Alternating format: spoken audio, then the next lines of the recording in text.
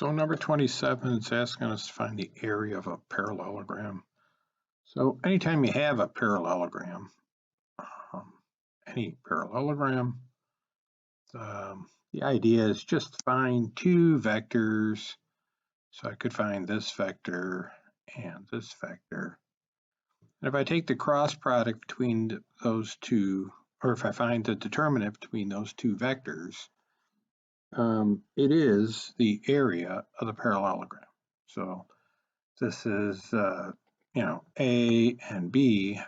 All I got to do is find the determinant between A and B, and we've found the area of the parallelogram. Written as a formula, this is just going to be A cross B, and then if we take the determinant of that, we will get the area of the parallelogram. So if we're to plot our points here, or make our, let's just make a XY axes here. And if we plot these points, so 0, -3, A is going to be somewhere over there. B is -1, 3. So I don't know, that's got to be somewhere up there. And then C is going to be 5, comma 2. So that's somewhere over there. And then D is 3, comma -1. So, there's our parallelogram. And this is C and this is D. So if we just find the vectors AB and AD, do the cross product between those and take the determinant of the cross product, we will have the area of the parallelogram. So vector AB, it's going to be B minus A, so -1, -3, so -3 is +3, so that's going to be 2, comma 3 minus 0 is 3, so that's vector AB, and then vector AD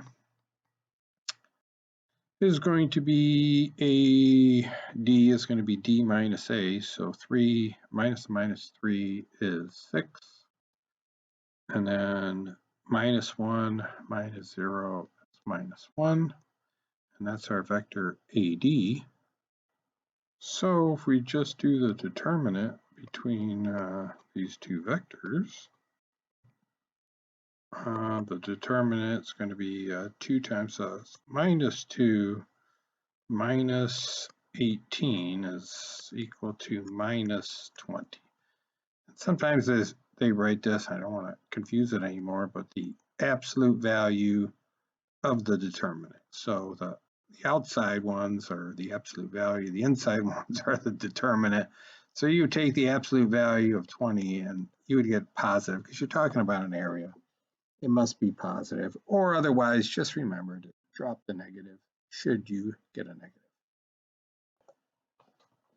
On this question, finding the volume of what they call this parallel piped, it's just a three-dimensional parallelogram. So if you were to kind of picture again our parallelogram in some type of three-dimensional setting,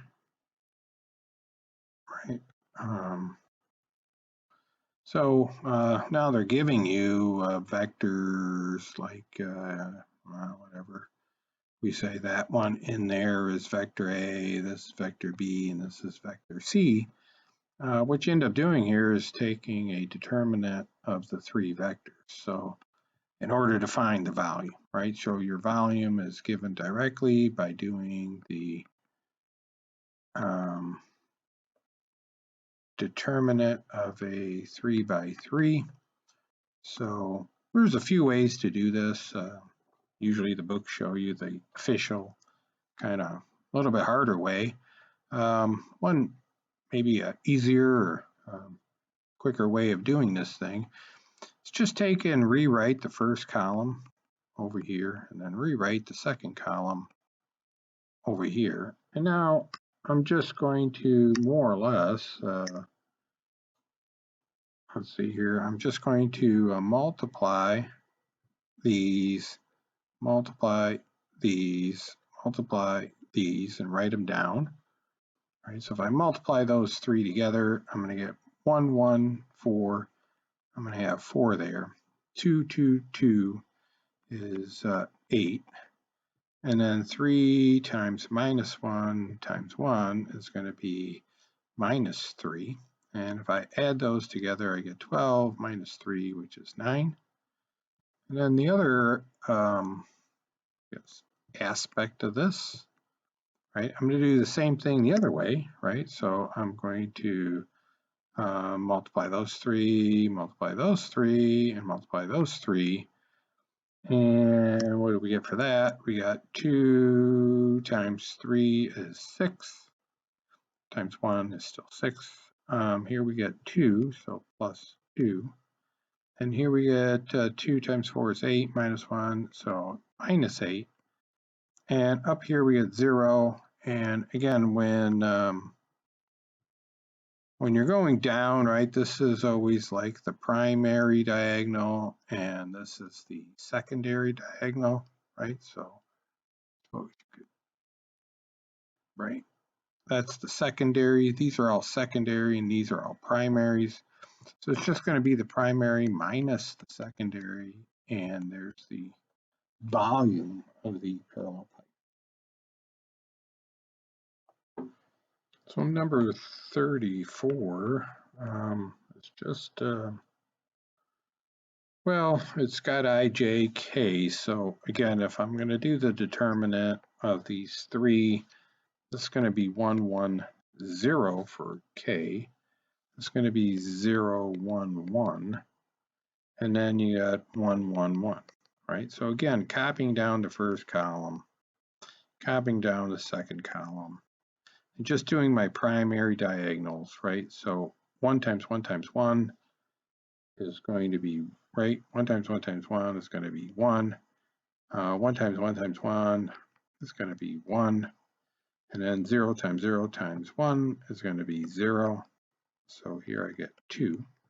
And then doing my secondary diagonals, again, this is going to be 1, 1, 0, so it's going to be 0. It's going to be 1, 1, 1, so it's going to be plus 1. And the last one here, 1, 0, 1, is going to be 0. Adding those up, I get 1.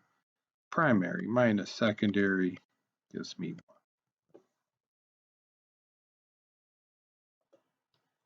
In this question, they're asking you if says to use the scalar triple product, which is what we've been doing, to verify that the vectors are coplanar. So if they're coplanar, the determinant is going to equal 0, just like if you had two vectors, you took the cross product in just 2 vectors, you get, if they're 0, they're parallel.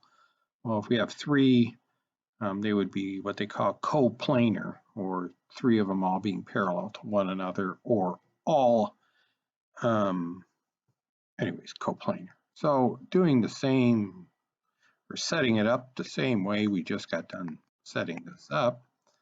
What do we got here? 1, 5, minus 2. So 1, 5, minus 2.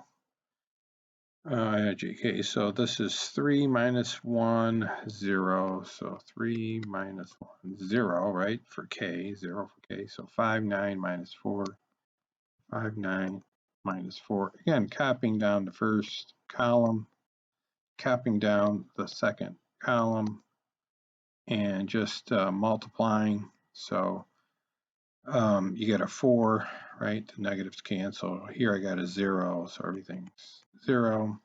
And then here I got what? 27 times 2, and that's going to be a minus 54. If I add those up, I get 50. And if I do the secondary diagonal here, so negatives cancel, and I just got 2 times 5, which is 10. And again, here I got a 0, so that's a 0. And then here I got 20 times 3 is 60, or minus 60. And again, this turns into minus 50, right? And then primary minus, so this is, minus 50. So primary minus the secondary, right? Minus turns into plus, so minus 50 plus 50, I get 0, and they are coplanar.